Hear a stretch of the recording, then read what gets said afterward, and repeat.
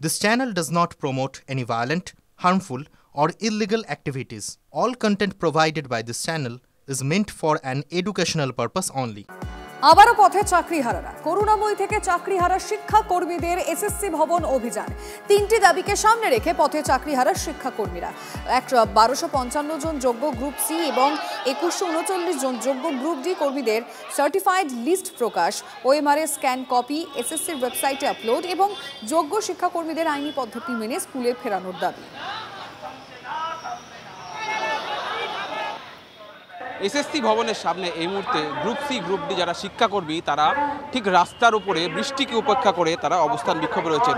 যারা বসে রয়েছেন দেখতে পাচ্ছি কারোর সামনে বাটি, কারোর সামনে থালা, তারা প্রতীকী প্রতিবাদ, প্রতীকী ভিক্ষুক বলে তারা দাবি করছেন।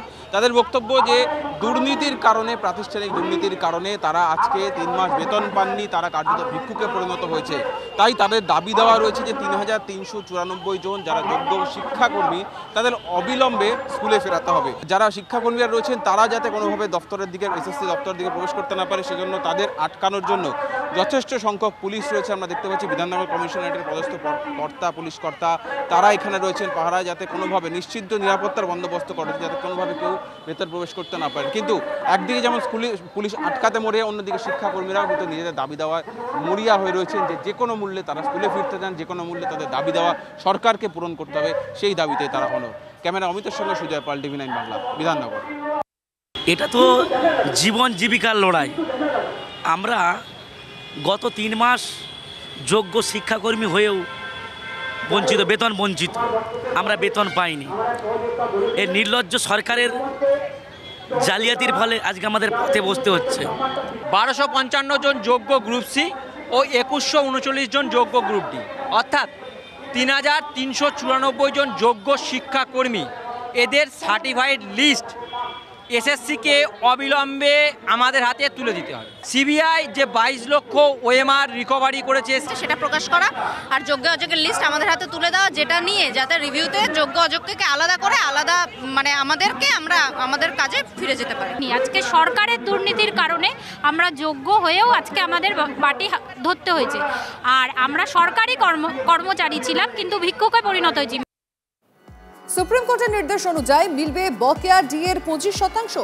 এখনো অন্ধকারে রাজ্য সরকারি কর্মচারীরা।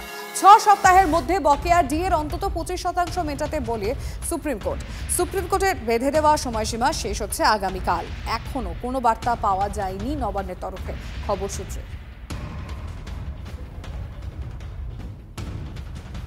আমরা ভালো করেই জানি যে 25 তারিখের মধ্যে কোনো ডিএ ঘোষণা দেওয়ার কথা কোনো সদর্থক পদক্ষেপ এই সরকার নেবে না। কারণ সেই ধরনের কাজ করতে গেলে যে ধরনের প্রশাসনিক ব্যবস্থা নিতে হতো তার কোনোটাই রাজ্য সরকার করেনি। বরং হয়তো তারা সুপ্রিম কোর্টে যেতে পারেন। 28 তারিখেই আমরা আদালত অবমাননার নোটিশ দিতে চলেছি রাজ্য সরকারকে, সেটা নোটিশ রেডি হয়েছে। এবং তারই সাথে আগামী 28 তারিখেই আমরা প্রেস কনফারেন্স করে আমাদের আগামী কর্মসূচির ঘোষণা করব।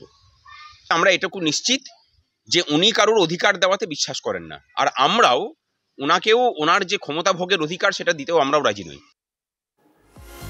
100 দিনের কাজের দাবিতে সবংয়ে বামেদের বিডিও অফিস অভিযানে ধুন্ধুমার। মিছিল আটকাতেই পুলিশের সঙ্গে ধস্তাধস্তি, বিক্ষোভকারীদের হঠাৎ পুলিশের লাঠিচার্জ, আহত এক সিপিএম কর্মী ভর্তি হাসপাতালে।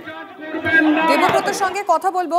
100 দিনের কাজের দাবিতে সবংয়ে বামেদের বিডিও অফিস অভিযানে ধুন্ধুমার। মিছিল আটকাতেই পুলিশের সঙ্গে ধস্তাধস্তি, সেই ছবি আমরা এক্সক্লুসিভলি আপনাদেরকে দেখাচ্ছি। বিক্ষোভকারীদের হঠাৎ পুলিশ লাঠিচার্জ করে এবং এক সিপিএম কর্মী আহত অবস্থায় হাসপাতালে ভর্তি।